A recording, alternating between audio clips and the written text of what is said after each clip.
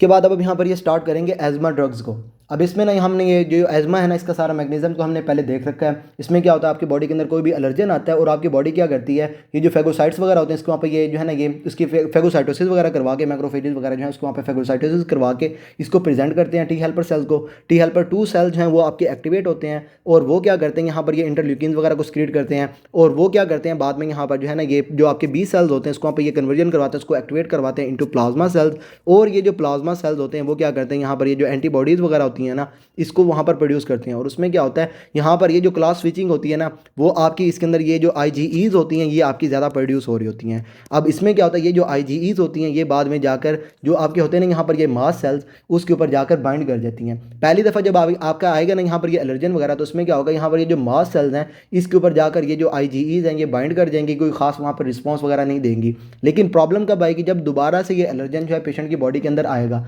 क्योंकि उसमें क्या होगा, यहाँ पर ये जो एंटीबॉडीज़ वगैरह हैं ये आपकी पहले से ही वहाँ पर लोडेड होंगी और जैसे ही ये एलर्जन आएगा तो ये क्या करेगा, आईजीईज जो है उसके साथ बाइंड करवाएगा, 2 आईजीईज को आपस में ज्वाइन करवाएगा और उससे क्या होगा, यहाँ पर ये जो आपका मास सेल्स होंगे ये आपके एक्टिवेट होंगे और वो क्या करेंगे, यहाँ पर ये जो इसके अंदर होंगे ना, यहाँ पर ये मीडिएटर्स वगैरह, इन्फ्लेमेटरी मीडिएटर्स वगैरह, इसको वहाँ पर स्क्रीट कर देंगे, इंटरल्यूकिन हिस्टामिन वगैरह जो है इसको वहाँ पर ये स्क्रीट कर देंगे और वो जो पेशेंट है उसके अंदर वहाँ पर ना ये आगे कार्रवाई चला देगा। यहाँ पर ये ब्रोंकोकंस्ट्रिक्शन है, उसके अलावा यहाँ पर ये इन्फ्लेमेशन वगैरह आगे फर्दर चल रही होगी।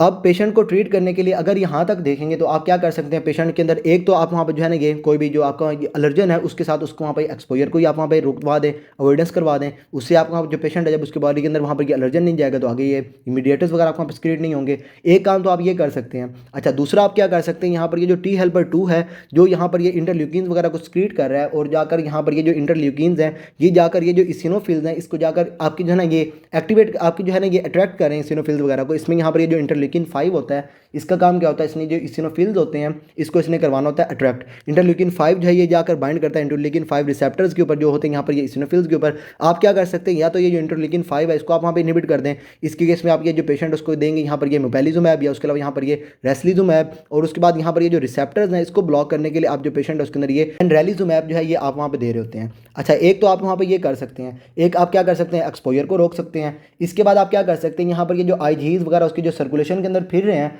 अब ये जो आपके होते हैं ना एंटीबॉडीज़ वगैरह उसके ऊपर होते हैं 2 पोर्शन। एक होता है यहाँ पर ये एफसी पोर्शन जो जाकर यहाँ पर ये बाइंड करता है किसी भी मैक्रोफेज के साथ, या उसके अलावा यहाँ पर जो है ना ये किसी के साथ बाइंड करता है। और ये जो ऊपर वाला पोर्शन होता है वो होता है एफएबी, और वो क्या करता है, जो एंटीजन होता है उसके साथ बाइंड करता है। अब ये जो ऊपर यहाँ पर ये बाइंडेड है ना, ये क्या यहाँ पर एफएबी, और ये जो नीचे आपका है ना यहाँ पर ये बाइंड किया हुआ यहाँ पर ये मास सेल के साथ, ये कौन सा है, यहाँ पर ये एफसी रिसेप्ट, आपका एफसी जो है ना ये पोर्शन है। अब आप क्या कर सकते हैं, मास सेल्स के ऊपर ये जो एफसी रिसेप्टर्स हैं इसके अगेंस्ट आप वहाँ पर ये एंटीबॉडीज़ वगैरह दे सकते हैं और वो क्या करेंगे, यहाँ पर ये एफसी रिसेप्टर्स जो है उसके साथ जाकर बाइंड कर जाएंगी और उससे क्या होगा, यहाँ पर ये आपकी जो आईजीईज वगैरह होंगी ये आपकी बाइंड नहीं करेंगी। इसमें ये जो है ना यहाँ पर ये एंटी आईजीई मीडिएटेड आपकी जो है ना ये मोनोक्लोनल थेरेपी वगैरह इसमें आ जाती है यहाँ पर ये ओमेलिजुमैब। या उसके अलावा आप क्या कर सकते हैं, जो पेशेंट है उसके अंदर ये जो मीडिएटर्स वगैरह प्रोड्यूस हो रहे हैं आप इसकी इनिबिशन करवा सकते हैं। इसमें मैंने आपको बताया था जब ये हमने किए थे ना ये एंडोक्राइन के अंदर ये ग्लूकोकॉर्टिकॉइड्स वगैरह, तो उसमें मैंने आपको बताया था जो भी चीज़ आपके वहाँ पर ये बॉडी के अंदर जहाँ ये इन्फ्लेमेशन वगैरह करवा रही है, ग्लूकोकॉर्टिकॉइड्स क्या करते हैं, हर चीज़ को जाकर वहाँ पर इनहिबिट कर देते हैं। आपकी जो इम्यूनिटी होती है इसको जाकर ये हर तरीके से सप्रेस कर देते हैं। अब इसमें क्या होगा, जब आप ये जो पेशेंट है उसके अंदर ये देंगे ग्लूकोकॉर्टिकॉइड्स वगैरह, तो ये जो मीडिएटर्स वगैरह आपको वहाँ पे प्रोड्यूस हो रहे हैं इसको वहाँ पे जाकर ये इनहिबिट करवा देंगे। जब मीडिएटर्स ही नहीं होंगे तो ये आपको वहाँ पे स्क्रीट नहीं होंगे, तो जो पेशेंट उसके अंदर ये फर्दर जो एस्मा के सिम्टम्स होंगे ना, यहाँ पर ये ब्रोंकोकंस्ट्रिक्शन या इसके अलावा ये जो इन्फ्लेमेशन वगैरह है ये आपकी फर्दर नहीं चल रही होगी। या इसके अलावा आप क्या कर सकते हैं, ये जो यहाँ पर ये मेजर रोल वाला पड़ा हुआ है ना यहाँ पर ये मास सेल्स, जिसने क्या करना जब ये एक्टिवेट होना है तो इसने यहाँ पर ये कार्बाइड डालने के लिए यहाँ पर ये अपने ये ग्रेन्यूल्स वगैरह ये इन्फ्लेमेटरी मीडिएटर्स वगैरह को स्क्रीट कर देना है। आप क्या कर दें, इसी को ही स्टेबलाइज कर दें। इसकी जो है ना यहाँ पर ये डीग्रैनुलेशन आप इसको इनहिबिट कर दें, और इसको इनहिबिट करने के लिए हम क्या करेंगे, इसको यहाँ पर ये स्टेबलाइज करवाने के लिए इसकी यहाँ पर स्टेबलाइजर्स देंगे, और वो क्या होंगे यहाँ पर ये मास्ट सेल स्टेबलाइजर, उसमें यहाँ पर ये आपकी क्रोमोलिन वगैरह आ जाती है, तो वो क्या करेगी यहाँ पर ये जो डीग्रैनुलेशन है इसको वहाँ पर इनहिबिट कर रही होगी। या इसके अलावा आप क्या कर सकते हैं, जो पेशेंट है ना उसके अंदर ना यहाँ पर ये जब जाएगी ना यहाँ पर ये एक्यूट रिस्पॉन्स के अंदर, अच्छा यहाँ तक तो आपको पता चल गया आप वहाँ पे कौन कौन सी ड्रग्स वगैरह को यूज़ कर रहे होंगे। इसके बाद क्या होगा, ये एक्यूट रिस्पॉन्स में क्या होगा, यहाँ पर जो पेशेंट है उसके अंदर ये जो ब्रोंकियल टोन है ये आपकी इंक्रीज हो रही होती है। अब इसमें ना एक तो चीज़ आपने याद रखनी है कि ये जो होती है ना यहाँ पर ये पैरासिम्पैथेटिक नर्वस सिस्टम, अब इसमें आपने कैसे याद रखना है, पैरासिम्पैथेटिक नर्वस सिस्टम जब आपका जो पेशेंट है ये आपका सुकून दे माहौल में होता है, फॉर एग्जाम्पल आप सुकून कर रहे हैं तो उसमें आपका जो रिस्पायरेटरी रेट है ये आपको वहाँ पे कम होता है, तो उसमें क्या होता है यहाँ पर रिस्पायरेशन कंस्ट्रिक्शन को रोकने के लिए आप क्या उसमें क्या हो रहा था, यहाँ पर ये ब्रोंको कंस्ट्रिक्शन हो रही थी। ये मैं आपको समझाने के लिए बता रहा हूँ। पैरासिम्पैथेटिक नर्वस सिस्टम सिक्रीट क्या होता है, यहाँ पर होता है एसिटाइलकोलिन। अब ये जो एसिटाइलकोलिन है इसका एक काम क्या है, इसने जाकर जो आपका है ना रेस्पिरेटरी सिस्टम उसके ऊपर जाना है और जाकर इसने यहाँ पर ना ये स्टिमुलेशन करवानी है, ब्रोंकियल टोन को स्टिमुलेट करवाना है और ब्रोंको कंस्ट्रिक्शन करवानी है। अब इसमें आप एक काम क्या कर सकते हैं, वो ड्रग्स जो ये पैरासिम्पैथेटिक का आपके काम कर रही हैं आप उसके अगेंस्ट दे दें। आप यहाँ पर ये मस्करीनिक एंटागोनिस्ट वगैरह दे सकते हैं पेशेंट के अंदर, यहाँ पर ये टायोट्रोपियम की आ जाएगी या उसके अलावा यहाँ पर ये इप्राट्रोपियम आ जाएगी। और वो क्या करेगी, यहाँ पर ये जो एसिटाइलकोलिन है इसको जाकर वहाँ पर इनहिबिट कर रही होगी, ये आपके एंटागोनिस्ट हैं। या इसके अलावा आप क्या कर सकते हैं, जो पेशेंट है उसके अंदर ना वहाँ पर ये जो है ना ये एडिनोसिन वगैरह इसको आप इनहिबिट कर सकते हैं। अच्छा वो तो मैं आपको बाद में बताता हूँ। इसमें यहाँ पर ये क्या होगा, यहाँ पर ये ब्रोंकियल टोन जब आपको वहाँ पर ये स्टिमुलेट होगी तो वहाँ पर ये ब्रोंको कंस्ट्रिक्शन होगी। जब आप ये जो है ना यहाँ पर ये पैरासिम्पैथेटिक नर्वस सिस्टम इसी को ही आप इनहिबिट कर रहे होंगे आपके यहाँ पर ना ये मस्करीनिक एंटागोनिस्ट के थ्रू, तो उसमें क्या होगा, यहाँ पर ये ब्रोंको कंस्ट्रिक्शन वगैरह नहीं चल रही होगी, तो ब्रोंकियल टोन जो है ये इंक्रीज नहीं होगी, ब्रोंको डायलेशन वगैरह आपकी चल रही होगी। अच्छा एक तो काम आप ये कर सकते हैं। और उसके बाद यहाँ पर ना ये आप क्या कर सकते हैं, जो पेशेंट है उसके अंदर ये मिथाइल ज़ैंथीन ये थियोफिलिन वगैरह आप वहाँ पे दे सकते हैं। अब ये क्या करते हैं, यहाँ पर ये जो साइक्लिक एएमपी है उसकी यहाँ पर जो होती है ना यहाँ पर ये ब्रेक डाउन। अब इसमें क्या होता है, यहाँ पर ये जो एडिनालाइल साइक्लेज है वो आपका कन्वर्ट होता है, वो क्या करता है यहाँ पर जो एटीपी है इसको कन्वर्ट करवा देते हैं इनटू साइक्लिक एएमपी। अब ये जो साइक्लिक एएमपी है ये क्या करती है, यहाँ पर जाकर ना फर्दर आगे ना इसकी जो है ना ये आगे इसका पाथवे इतना खास इंपॉर्टेंट नहीं है। अब सिंपल आप इसके अंदर ये देख लेंगे, अब ये साइक्लिक एएमपी ज़्यादा होते हैं तो वो क्या करवाते हैं, यहाँ पर करवाते हैं ब्रोंको डायलेशन। अब इसमें क्या होगा, जब ये साइक्लिक एएमपी आपके ज़्यादा हो रहे होंगे, ब्रोंको डायलेशन हो रही होगी, तो आप क्या कर सकते हैं, यहाँ पर वो चीज़ें आप दे सकते हैं जो यहाँ पर ना ये साइक्लिक एएमपी को वहाँ पर ना स्टिमुलेट कर रही होंगी। यहाँ पर ये अल्फा 2 एगोनिस्ट वगैरह दे सकते हैं, एडिनालाइल साइक्लेज को जाकर ये स्टिमुलेट करेंगे, साइक्लिक एएमपी के लेवल को इंक्रीज करवा के ब्रोंको डायलेशन करवा रहे होंगे। या इसके अलावा क्या होता है, यहाँ पर ये जो साइक्लिक एएमपी है इसकी ब्रेकडाउन होती है और ये कन्वर्ट हो जाता है इनटू एएमपी। और ये काम कौन करता है, यहाँ पर ये फॉस्फोडाइस्ट्रेज। अब इसमें आप क्या कर सकते हैं, जो पेशेंट है उसके अंदर ये फॉस्फोडाइस्ट्रेज इनहिबिटर्स दे सकते हैं और वो क्या करेंगे, यहाँ पर ये ब्रेकडाउन को रोक देंगे, साइक्लिक एएमपी का लेवल इंक्रीज होगा और वहाँ से भी ये ब्रोंको डायलेशन जो है ये आपकी हो रही होगी। तो यहाँ पर क्या होगा, यहाँ पर ये तो हो गया, इसमें क्या होगा, यहाँ पर ये साइक्लिक एएमपी के लेवल को आप इंक्रीज करवाएंगे, अल्फा 2 एगोनिस्ट वगैरह दे सकते हैं या फिर फॉस्फोडाइस्ट्रेज इनहिबिटर्स वगैरह आप दे सकते हैं। फॉस्फोडाइस्ट्रेज 4 आपने इसके अंदर याद रखना है, क्योंकि फॉस्फोडाइस्ट्रेज 5 जो है वो हमने कहाँ पर देखा था, वो हमने देखा था कि पल्मोनरी हाइपरटेंशन के अंदर, उसमें ये सिल्डेनाफिल वगैरह आ जाती हैं। फॉस्फोडाइस्ट्रेज 4 इनहिबिटर्स जो हैं उसमें यहाँ पर ये रॉफ्लो मिलास्ट आ जाती हैं। अब इसमें यहाँ पर ये क्या करेंगे, फॉस्फोडाइस्ट्रेज को जाकर इनहिबिट करवाएंगी। या उसके अलावा आप क्या कर सकते हैं, जो पेशेंट उसके अंदर आप ये मिथाइल ज़ैंथीन या थियोफिलिन वगैरह आप दे सकते हैं और वो भी क्या करवाएंगे, यहाँ पर ना ये साइक्लिक एएमपी को लेवल को इंक्रीज करवा के ब्रोंको डायलेशन वगैरह करवा रही होंगी। अच्छा ये सारा इधर हो गया। अच्छा इसके बाद यहाँ पर ये जो क्रोनिक रिस्पॉन्स है इसके केस में यहाँ पर क्या हो रहा है, यहाँ पर ये ल्यूकोट्राइन्स वगैरह आपके प्रोड्यूस हो रहे हैं। आप क्या कर सकते हैं, ये जो ल्यूकोट्राइन्स हैं इसकी प्रोडक्शन को आप वहाँ पर कम करवा सकते हैं। अब इसमें क्या होता है, यहाँ पर ये जो होती है ना ये सेल मेम्ब्रेन, इसके ऊपर ये जो फॉस्फोलाइपेज होता है, यहाँ पर ये फॉस्फोलिपिड्स वगैरह होती हैं, तो यहाँ पर ये जो फॉस्फोलाइपेज होता है फॉस्फोलाइपेज A2 वो क्या करता है, यहाँ पर ये जो लिपिड्स होती हैं इसके वहाँ पर ब्रेक डाउन करवाता है और यहाँ से बनाता है ये एराकिडोनिक एसिड। अब ये जो एराकिडोनिक एसिड है इससे आगे चलते हैं फर्दर दो पाथवेज, एक होता है कॉक्स पाथवे और दूसरा होता है यहाँ पर लॉक्स पाथवे। और ये जो लॉक्स पाथवे है इसमें से यहाँ पर प्रोड्यूस होते हैं ल्यूकोट्राइन्स। अब इसमें हमने क्या करना है, यहाँ पर ये जो ल्यूकोट्राइन्स हैं इसकी हमने या तो प्रोडक्शन को कम करवाना है या इसके अलावा ये जो रिसेप्टर्स के साथ जाकर बाइंड कर रही है, ये ल्यूकोट्राइन्स जो है ये जाकर बाइंड करेंगे अपने ल्यूकोट्राइन रिसेप्टर्स के साथ और वहाँ से क्या करेगी, ये जो है ना ये ब्रोंकियल टोन को इंक्रीज करवा के ब्रोंको कंस्ट्रिक्शन करवा रही होगी। यहाँ हम क्या कर सकते हैं, यहाँ पर ये जो रिसेप्टर्स हैं इसको जाकर ब्लॉक कर सकते हैं, ल्यूकोट्राइन्स की प्रोडक्शन को कम करवा सकते हैं। अब इसमें हम क्या करेंगे, यहाँ पर जो पेशेंट है उसके अंदर ना हम यहाँ पर ये ग्लूकोकॉर्टिकॉइड्स वगैरह दे सकते हैं और वो क्या करेंगे, यहाँ पर ये जो फॉस्फोलाइपेज A2 है इसको जाकर ये ब्लॉक कर देंगी और उससे क्या होगा, यहाँ पर ये एराकिडोनिक एसिड जो है ये आपका नहीं प्रोड्यूस होगा, तो आगे यहाँ पर ये वाला आपका काम नहीं चलेगा। अच्छा इसके अलावा आप क्या कर सकते हैं, जो पेशेंट है उसके अंदर ये जो लाइपोक्सिजिनेज है ये आपका जो लॉक्स पाथवे है उसको आप ये जो है ना ये ब्लॉक करने के लिए आप जो पेशेंट उसके अंदर ये एंटी ल्यूकोट्राइन्स वगैरह आप दे सकते हैं। इसमें आपने याद रखना है एंटी ल्यूकोट्राइन्स में आपकी आ जाती हैं 3 ड्रग्स, एक है यहाँ पर ये मोंटेलुकास्ट ज़ेफरल्यूकास्ट और तीसरी है यहाँ पर ये ज़ैल्यूटन। इसमें आपने याद रखना है कि जो मोंटेलुकास्ट और ज़ेफरल्यूकास्ट है जिसके एंड पे यहाँ पर ये कास्ट आ रहा है, ये क्या है, यहाँ पर ये जो रिसेप्टर्स हैं उसकी ब्लॉकर्स हैं, तो ये क्या होंगे, यहाँ पर ये ल्यूकोट्राइन रिसेप्टर्स ब्लॉकर्स हैं। और ये जो है ना यहाँ पर ये ज़ैल्यूटन ये क्या करते हैं, यहाँ पर ये जो लाइपोक्सिजिनेज होता है जिसका काम क्या होता है, इसने वहाँ पर ये ल्यूकोट्राइन्स वगैरह प्रोड्यूस करना है, ये क्या ये जो ज़ैल्यूटन है ये क्या करती है, यहाँ पर ये जो लाइपोक्सिजिनेज है इसको जाकर इनहिबिट करवाती है और वहाँ से ये जो ल्यूकोट्राइन्स हैं इसकी प्रोडक्शन को कम करवाती है। अच्छा, इसके साथ साथ ना आपने एक और चीज़ देख लेनी है, वो यहाँ पर है ये वाली, यहाँ पर ये जो कॉक्स है ना, इसको आपने जो पेशेंट है उसके अंदर ब्लॉक नहीं करना। अब इसमें क्या है, यहाँ पर ये जो पेशेंट होता है ना, यहाँ पर ये एज़मा वाले, इसमें आप ये जो पेशेंट होते हैं उसके अंदर ये एस्पिरिन वगैरह आप वहाँ पे यूज़ नहीं करते, क्योंकि एस्पिरिन क्या करेगी, जाकर कॉक्स को ब्लॉक करेगी। जब कॉक्स ब्लॉक हो जाएगा तो उससे क्या होगा, यहाँ पर ये कॉक्स वाला पाथवे नहीं चल रहा, तो यहाँ पर ये जो लॉक्स पाथवे है ये आपका ज़्यादा चल रहा होगा। और जब ये ज़्यादा चलेगा तो उससे क्या होगा, यहाँ पर ये ल्यूकोट्राइन ज़्यादा प्रोड्यूस होंगे। जब ल्यूकोट्राइन ज़्यादा प्रोड्यूस होंगे तो ब्रोंकोकंस्ट्रिक्शन आपकी ज़्यादा हो रही होगी। तो ये आपने एक चीज़ इसके अंदर ना, यहाँ पर ये क्लिनिकली इंपॉर्टेंट है, आपने देख लेनी है इसके अंदर। और यहाँ पर ये इन्होंने लिखा हुआ है, यहाँ पर ये कॉक्स 1 और ये जो कॉक्स 2 है, जब ये चलेंगे तो वहाँ से ये प्रोस्टाग्लैंडिन, प्रोस्टासाइक्लिन और उसके बाद यहाँ पर ये थ्रोम्बोक्सिन है, ये आपके वहाँ पर प्रोड्यूस हो रहे होंगे। आपने इसको खाली ब्लॉक नहीं करना, आपने जब भी ब्लॉक करना है पेशेंट के अंदर तो आपने क्या करना है, फॉस्फोलाइपेज A2 जो है उसको आपने ब्लॉक करना है। जब आप इसको खाली ब्लॉक करेंगे तो लाइपोक्सिजनेज जो है ये आपका ज़्यादा चलेगा, और ये जो ब्रोंकोकंस्ट्रिक्शन है या फिर जो पेशेंट का एस्थमा होगा वो उसका वहाँ पे वर्स हो रहा होगा। अच्छा, ड्रग्स सारी क्लियर होंगी। अब ऐसे करते हैं, ऊपर से इसको देख लेते हैं। सबसे पहले तो यहाँ पर ये एस्थमा ड्रग्स जो है, इसमें यहाँ पर ये bronchoconstriction is mediated by inflammatory process, और उसके बाद यहाँ पर ये पैरासिम्पैथेटिक टोन, और यहाँ पर ये therapy is directed eight 2 pathways. इसमें आप क्या कर सकते हैं, ये इन्फ्लेमेशन को आप रोक सकते हैं, या फिर ये जो सिंपैथेटिक टोन है, पैरासिम्पैथेटिक टोन, इसको आप वहाँ पर कम करवा सकते हैं। अच्छा, यहाँ पर सबसे पहले तो आप क्या करेंगे, जो पैरासिम्पैथेटिक टोन है इसको कम करवाने के लिए आप क्या करेंगे, जो आपके है ना यहाँ पर ये सिंपैथेटिक रिसेप्टर्स वगैरह, उसको आप वहाँ पर ये स्टिमुलेट ज़्यादा करवा सकते हैं। इसमें आ जाएगी यहाँ पर ये बीटा 2 एगोनिस्ट वगैरह, जिसमें आ जाएगी यहाँ पर ये एल्ब्यूट्रॉल, सार्बिट्रॉल, या उसके अलावा यहाँ पर ये फार्मोट्रॉल। अब ये क्या करेंगी, ये जाकर जो सिंपैथेटिक